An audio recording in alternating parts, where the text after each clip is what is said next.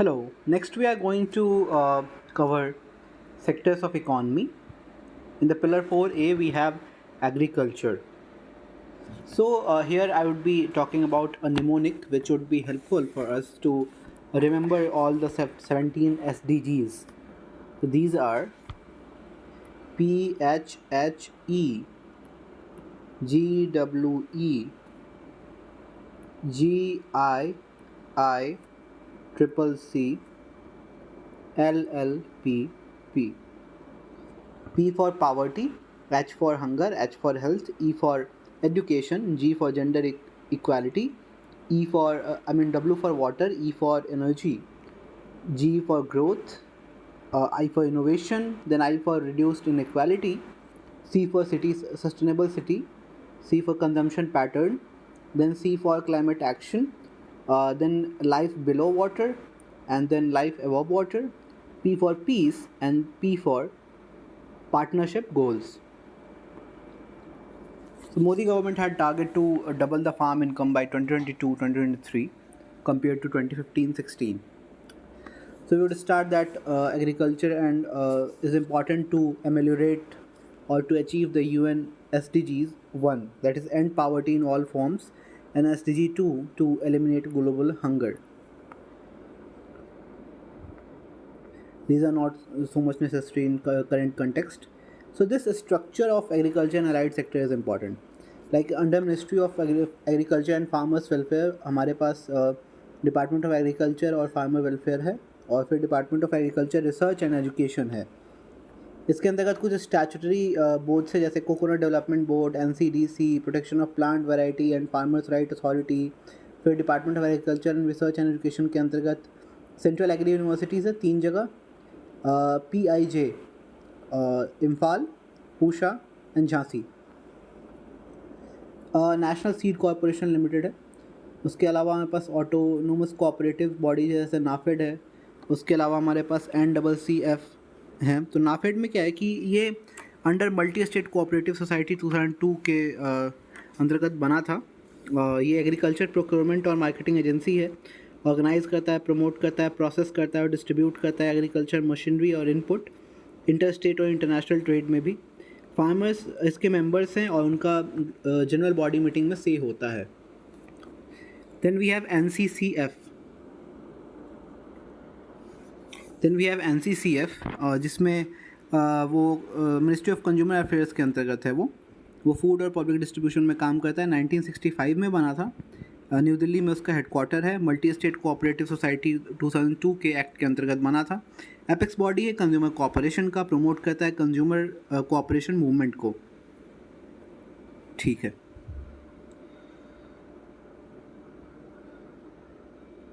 अब cooperative societies को नए मिनिस्ट्री दे दी गई है. एक वॉलंटरी एसोसिएशन है जहाँ पर्सन ज्वाइन करते हैं एक मोटिव लेके कि वो अपने मेंबर्स को वेलफेयर देंगे.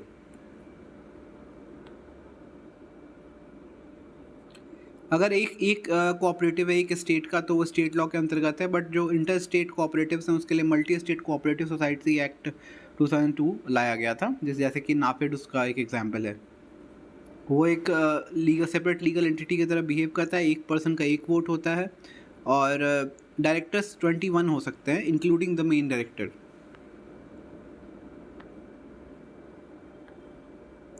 Agree input land. India 17% of world population but barely 2.5% of land of the world. This is important data. Size and quality of land has direct bearing on agriculture productivity. जैसे fragmentation of land होता जाएगा वैसे वैसे production कम होता जाता है, because जो gross production है उसका परसेंटेज कम हो जाएगा क्योंकि जो एफिशिएंसी है रिसोर्सेज की वो ऑप्टिमम नहीं होगी. चैलेंजेस क्या है? बहुत ही पॉपुलेशन ब्लास्ट हो रहा है, उसका फ्रैगमेंटेशन है लैंड होल्डिंग्स की. स्मॉल साइज फार्मर्स को उतने लिए कंड्यूसिव इन्वायरमेंट नहीं है, प्रोडक्टिविटी अल्टीमेटली लो हो जाती है. सॉल्यूशन क्या है? लैंड कंसोलिडेशन एक सॉल्यूशन है, but it's a far reaching goal. अभी वक्त लगेगा इस चीज़ को पूरा होने में.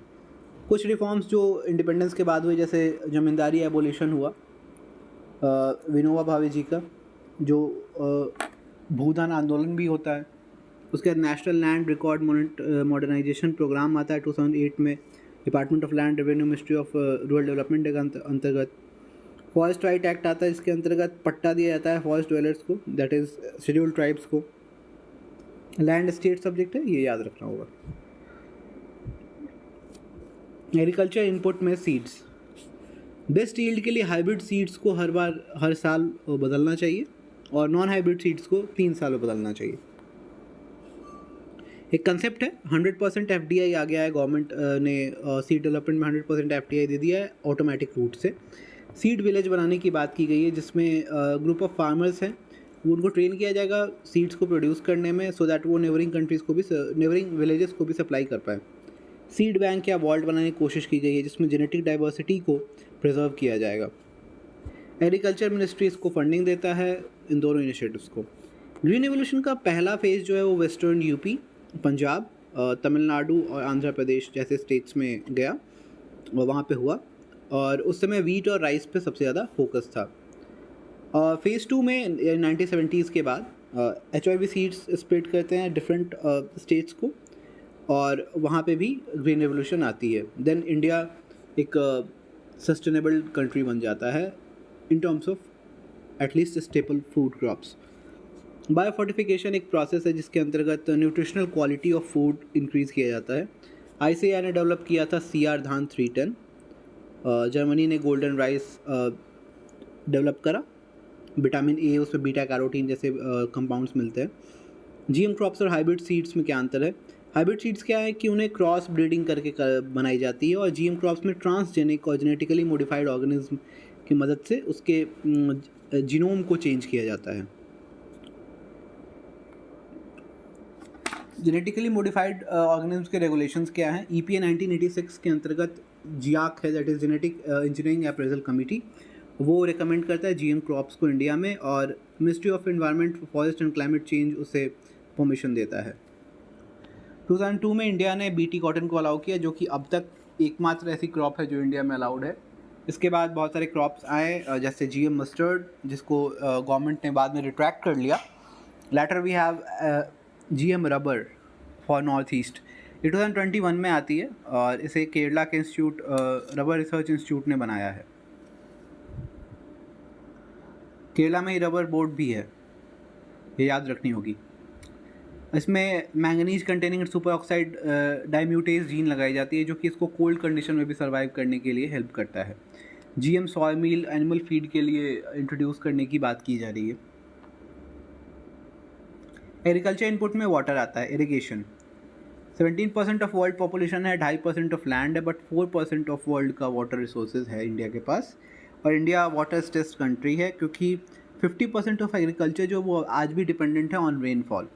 सो whenever monsoon becomes weaker, so हमारा कंट्री लेसर फूड प्रोडक्शन से परेशान हो जाता है। Irrigation water productivity is defined as ratio of crop output to the irrigation water applied. अब MSP ने क्या किया था कि बहुत ज़्यादा सब्सिडाइज कर दिया था इलेक्ट्रिसिटी को और वाटर और फर्टिलाइज़र को, तो 60% ऑफ वाटर कंज्यूम किया जाने लगा बहुत सारे इंटेंसिव वाटर इंटेंसिव क्रॉप्स में, जैसे पैडी, शुगर केन, क्योंकि इन लोगों में इन दोनों क्रॉप्स में बहुत ज़्यादा पानी चाहिए होता है इन्हें ग्रो कराने के लिए। एग्री इनपुट में फर्टिलाइज़र की बात करते हैं, जो यूरिया है हेबर प्रोसेस से बनती है। यूरिया प्रोडक्शन जो है वो उसको नेचुरल गैस का इंपोर्ट करना पड़ता है इंडिया को, तो ministry of chemical and fertiliser ने बहुत बार कोशिश करी है, कोशिश करी है फिक्स करने के लिए retail selling price of urea under essential commodities act, जिसमें central government only can put the certain essential commodity in a list, and उसके लिए होर्डिंग बंद हो जाती है और उस पर एक फ़िक्स प्राइस पे वो प्रोडक्ट बिकने लगता है। Next we have urea subsidy, जो कि 100% यूनियन सेंट्रल सेक्टर का स्कीम है। फॉस्फोरस क्या है, 80-85% डिमांड इंपोर्ट से मीट होता है, और इसरो रिमोट सेंसिंग यूज़ कर रहा है कि नए रॉक फॉस्फेट्स को ढूंढ पाए। पोटाश क्या है, पोटाश इंडिया में नहीं मिलता, अभी ग्लॉकोनाइट नाम का एक नया रॉक मिला है जिसके यूज़ से हम पोटाश प्रोड्यूस कर पाएंगे। इसलिए वो गेम चेंजिंग माना जा रहा है। लेकिन अभी एट प्रेजेंट हम 100% डिमांड जो है वो इम्पोर्ट से पूरा करते हैं। आइडियल एनपीके रेशियो 4:2:1 होना चाहिए, जो कि ड्यू टू दीज सब्सिडीज़ लोगों ने बहुत ज़्यादा फर्टिलाइज़र का यूज़ किया और वो 8:3:1 हो चुका है अभी। ओके, अब यूरिया के मिसयूज़ को बचाने के लिए हमने क्या करा कि हमने न्यूट्रिएंट बेस्ड सब्सिडी लाया 2010 में। इसमें 100% यूनियन ही सब्सिडी देगा। इसमें क्या है कि जितना न्यूट्रिएंट तुम यूरिया में ऐड करोगे उसके हिसाब से उस पर्टिकुलर प्रोड्यूसर को सब्सिडी मिलेगी। सॉयल हेल्थ कार्ड स्कीम आई 2015 में। इसमें 100% यूनियन की सहभागिता नहीं है, इसमें से स्टेट गवर्नमेंट का भी अपना शेयर है। इसमें 12 पैरामीटर्स पे जज करना होता है सॉइल को, जिसमें मैक्रोन्यूट्रिएंट्स हैं एन पी के, माइक्रोन्यूट्रिएंट्स में ZnFe Cu Mn, boron, secondary nutrients में सल्फर है, फिजिकल पैरामीटर्स में pH, electrical conductivity, organic carbon, और हर 3 साल पे टेस्ट करके अपडेट करना होता है। अब ऐसे हम मेजर और मैक्रो और माइक्रो न्यूट्रिएंट्स का एक निमोनिक याद कर लेते हैं। मैक्रो के लिए है CHOPKNS CAMG, that is carbon, hydrogen, oxygen, phosphorus, potassium, nitrogen, sulphur, calcium and magnesium. और माइक्रो में है MN मनमोकोजी बोक्लोनी फे, that is manganese, molybdenum, copper, zinc, boron, chlorine, nickel and then iron. Agriculture finance की बात करेंगे तो नेगोशिएबल वेयर हाउस रिसीट्स का एक स्कीम लाया मिनिस्ट्री ऑफ कंज्यूमर अफेयर्स। यहाँ पे याद रखनी होगी, ये मिनिस्ट्री ध्यान से याद रखनी होगी बिकॉज अक्सर यूपीएससी मिनिस्ट्री में खेल कर जाता है। और इसमें warehouse development and regulatory authority का एक लॉ बनाया गया 2007 में। उसके अंतर्गत जो ये वेयर हाउस रिसीट्स हैं इनको ट्रेड करके फिनांस ली जा सकती है। एग्रीकल्चर सेलिंग ऑनलाइन ई-नाम, ई नेशनल एग्रीकल्चर मार्केट, जितने भी मंडियां हैं उन सबको इंटीग्रेट करके ऑनलाइन बनाया गया और इसे small farmers agri business consortium चलाता है, not any other nodal ministry.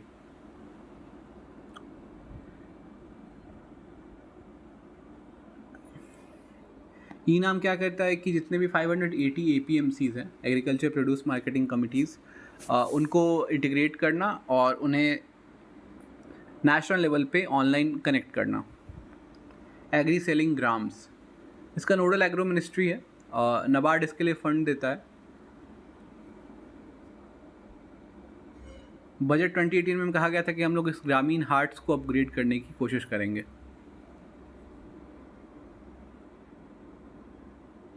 Agree selling में APMCs हैं। APMCs में स्टेट APMC एक्ट की बात करते हैं, यूनियन की ऑर्डिनेंस आई थी 2020 में, उसकी बात करते हैं। State APMC intra state provisions के लिए है और ये इंटर स्टेट और इंटर स्टेट दोनों को कवर करता है। First agricultural trade can be conducted only at mandis, पहले मंडीज़ पे ही बेचे जा सकते हैं अंडर स्टेट APMC एक्ट। लेकिन यहाँ पे कोई भी प्लेस जो कि farm gate, factory, warehouse, cold storage, mandi, cooperative society, कहीं भी सेल हो सकती है। कुछ स्टेट सारे एग्री प्रोड्यूस को कवर नहीं करते थे, लेकिन ये सारे प्रोड्यूस को कवर करते हैं। Cereals, oil seeds, vegetables, poultry, piggery, fishery, dairy, cotton, jute, cattle fodder, सबको कवर अप करता है ये। इसका डेफिनेशन नैरो था और यहाँ फार्मर का मतलब कोई भी पर्सन, ऑर्गेनाइजेशन जो कि इन्वॉल्व होता है रॉ कमोडिटीज़ को प्रोड्यूस करने में, उनके लिए ये यूनियन ऑर्डिनेंस जो आया था 2020 में वो काम करता है। फिर इसके बाद स्टेट एक्ट्स में कोई क्लियर प्रोविज़न नहीं थी, लेकिन इसके लिए इलेक्ट्रॉनिकली ट्रेडिंग परमिट कर दी गई और प्राइवेट प्लेयर्स भी ई प्लेटफॉर्म से अलाउड हो गए सो दैट वो ख़रीद पाएंगे। इससे बायर्स को 1 से 3 दिन में उन्हें पैसा पे करना होगा फार्मर्स को। डिस्प्यूट अगर होता है तो SDM को कंप्लेन किया जा सकता है और वहाँ पे रेजोल्यूशन की व्यवस्था की गई। एग्रीकल्चर स्टेट लिस्ट में है और inter state trade and commerce union list में है। एग्रीकल्चर सेलिंग में MSP की बात की गई है। MSP क्या है? एक प्रोटेक्शन मेजर है जो कि एग्रीमेंट ऑन एग्रीकल्चर WTO के अंतर्गत हम आज भी दे पा रहे हैं, अदरवाइज़ ये WTO कंपैटिबल नहीं है। MSP कुछ क्रॉप्स को कवर अप करता है, जिसमें हमने एक निमोनिक तैयार करी है। जैसे for all the 6 rabi crops ऐसे है कि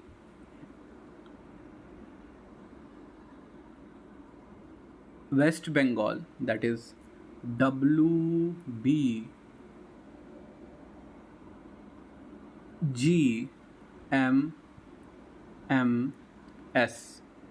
W means wheat, B for barley, G for gram, M for masoor, M for mustard, and then safflower. Masoor is also called lentil. और खरीफ क्रॉप जो कि समर में ग्रो किए जाते हैं मानसून में, उनके लिए हमारे पास है paddy, jowar, bajra, maize, ragi, arhar, moong, urad, soybean, groundnut, inshell, sunflower, sesamum, niger seeds, cotton. ये हमें याद रखना होगा because UPSC is playing with these names. तो अभी हमारे पास 22 क्रॉप्स प्लस एक शुगर केन के लिए है MSP। 3 कॉमर्शियल क्रॉप्स भी हैं जिसमें एक जूट, कोपड़ा जैसे कोकोनट एंड शुगर केन, उसके लिए FRP है। MSP करंटली कोई भी लीगल बैकिंग से नहीं जज होता है। शुगर केन के लिए थोड़ा बहुत लीगल बैकिंग है, वो भी इनडायरेक्ट है, not direct legal backing. Factors जो कंसिडर किए जाते हैं अब MSP कंप्यूटेशन के लिए, जो कि स्वामीनाथन कमेटी के द्वारा दी गई थी, उसमें सबसे पहले तो CACP जो commission for agriculture cost and prices है, वो रिकमेंड करती है FRP को शुगर के लिए, शुगर केन के लिए FRP और MSP for all those 22 crops. फिर उसको cabinet committee on economic affairs chaired by PM approve करता है। ठीक है, CACP के कंप्यूटेशन मेथड की बात करेंगे, इसमें A2 प्लस FL पे 1.5 गुना MSP मिलती है। तो A2 क्या है? A2 है कि actual cost delivery, actual cost directly incurred by farmer on seed, fertiliser, pesticide, hired labour, depreciation on farm building, that is wear and tear, diesel, electricity. Then FL क्या है? Family labor. ये imputed cost unpaid family labor का add किया जाता है।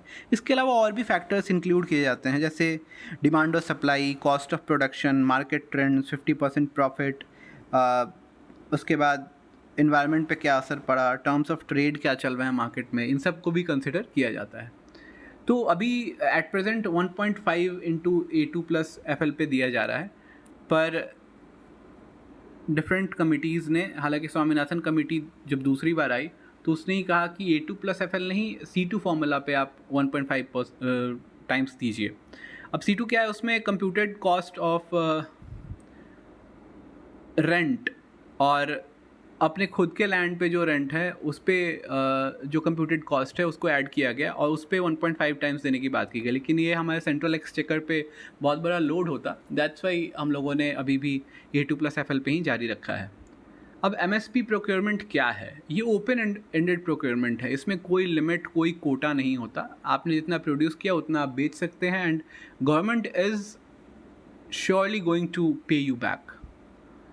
तो central agencies जैसे cotton corporation of India cotton को लेता है, FCI different food different food products को प्रोक्योर करता है, jute corporation of India procure करती है, सेंट्रल वेयर हाउसिंग कॉरपोरेशन जो वेयर हाउस के डिपॉजिट रिसीट्स हैं उनको गवर्न करती है।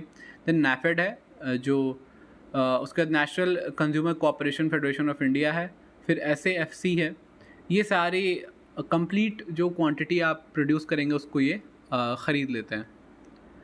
अब इसी ओपन एंडेड प्रोक्योरमेंट को मैकेनिज्म को कहते हैं market intervention scheme and price support scheme. इसमें ये सेंट्रल सेक्टर स्कीम है, 100% बाय यूनियन चलता है।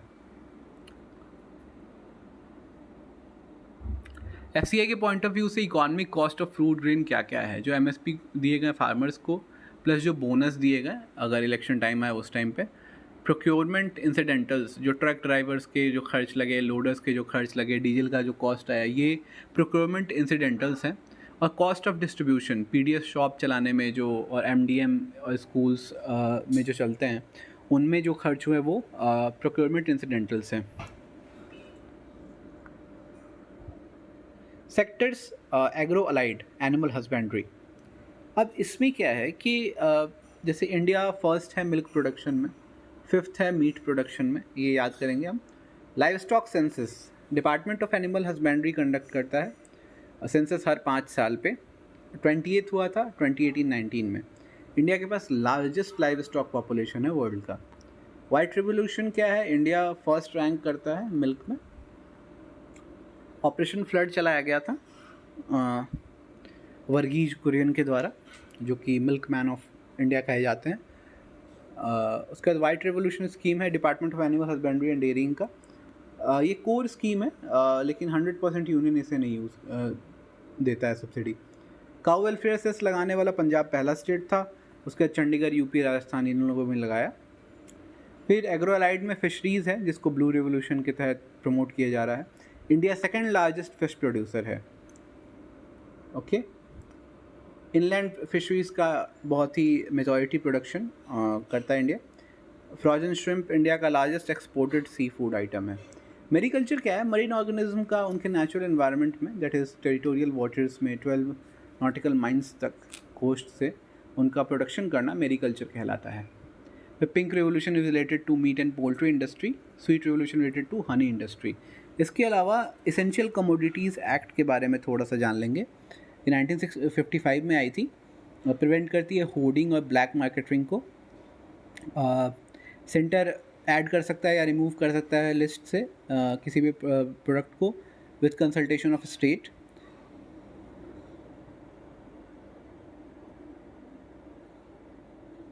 इसके अलावा टी का हम लोग 80% प्रोडक्शन हम लोग डोमेस्टिकली ही कंज्यूम कर लेते हैं। सेकंड लार्जेस्ट टी प्रोड्यूसर है पोस्ट चाइना। असम और दार्जिलिंग बहुत ज़्यादा एम्प्लॉयमेंट देती है टी गार्डन्स में, और हाफ ऑफ जो एम्प्लॉयमेंट है वो विमेन का है। थोड़ी सी बफर स्टॉक्स के बारे में बात कर लेते हैं। बफर स्टॉक क्या है, रिजर्व है कमोडिटी का, ऑफसेट प्राइस पर फ्लक्चुएशन को ऑफसेट करने के लिए यूज़ किया जाता है। इंट्रोड्यूस किया गया था 4th 5-year प्लान में 1969 to 74 में, और इसमें केवल 3 चीज़, राइस, वीट एंड पल्सेस, इन्हीं का बफर बनाया जाता है। और cabinet committee on economic affairs, जो कि पीएम के द्वारा चेयर किया जाता है, वही इस बफर नॉर्म्स को तय करता है। So here ends our pillar 4A। इसके बाद हम मैन्युफैक्चरिंग एंड सर्विसेज सेक्टर देखेंगे।